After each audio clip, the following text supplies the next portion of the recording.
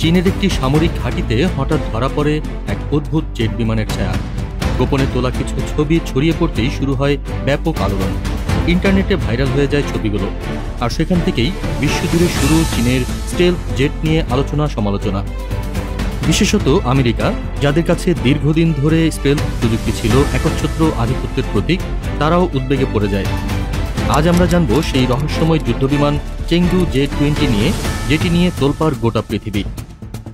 চীন বহু বছর ধরেই তাদের বিমান বাহিনীকে আধুনিক করার চেষ্টা চালাচ্ছিল, কিন্তু স্টেলথ প্রযুক্তি অর্থাৎ এমন জেট যা শত্রুর র্যাডার ফাঁকি দিতে সক্ষম, দীর্ঘদিন শুধু আমেরিকার হাতেই সীমাবদ্ধ ছিল।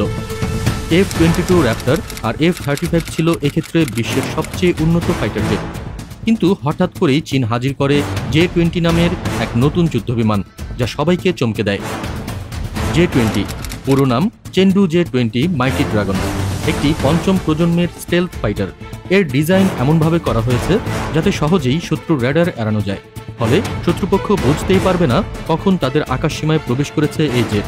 প্রায় 20 মিটার লম্বা এই বিমান ঘন্টায় 2.5 ম্যাক গতিতে উঠতে পারে, যা শব্দের চেয়ে 2.5 গুণ বেশি।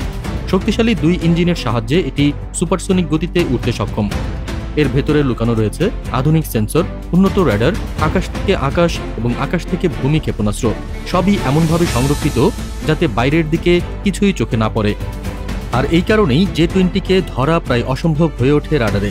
চীনের দাবি জে-20 আমেরিকার F-22 র্যাপ্টরের প্রতিদ্বন্দ্বী, তবে সামরিক বিশেষজ্ঞরা বলছেন এখনও জে-20 প্রযুক্তিগতভাবে পিছিয়ে আছে। তবু একটি বিষয় অস্বীকার করা যাচ্ছে না, চীনের প্রযুক্তি উন্নত হচ্ছে দ্রুত গতিতে, আর ভবিষ্যতে এই জেট আরও ভয়ঙ্কর হয়ে উঠতে পারে। প্রশ্ন হচ্ছে, এত বড় প্রযুক্তিগত অগ্রগতি চীন হঠাৎ করেই পেল কোথা থেকে? অনেকেই সন্দেহ করছেন চীন হয়তো বিদেশি প্রযুক্তি হ্যাক করেছে। 2007 সালে আমেরিকার পেন্টাগনে এক বড় সাইবার আক্রমণের ঘটনা ঘটে। ধারণা করা হয় চীনের হাতেই সে হামলা হয়েছিল, আর সেখানে ফাঁস হয় গুরুত্বপূর্ণ কিছু তথ্য, যার মধ্যে ছিল F-35 জেটের ডিজাইন। এরপরই কয়েক বছরের মধ্যে জে-20 প্রকাশ্যে আসে। যদিও কপি করার অভিযোগ উঠেছে, তবুও চীন তাদের নিজস্বভাবে প্রযুক্তিকে আরও উন্নত করেছে। আজ তারা শুধু একটি বিমান নয়, বরং জে-20 ভিত্তিক একটি পুরো স্টেলথ এয়ারফোর্স গড়ে তুলেছে। চীনের মূল লক্ষ্য হল এশিয়ায় আধিপত্য বিস্তার, বিশেষ করে দক্ষিণ চীন সাগরে। এই অঞ্চল নিয়ে দীর্ঘদিন ধরেই আমেরিকা, জাপান, ভিয়েতনাম ও ফিলিপাইনের সঙ্গে উত্তেজনা চলছে।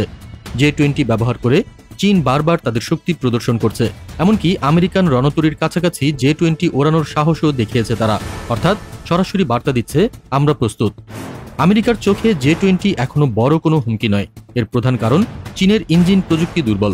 তারা এখনও রাশিয়ার তৈরি AL-31F ইঞ্জিন ব্যবহার করছে, যা খুব একটা নির্ভরযোগ্য নয়।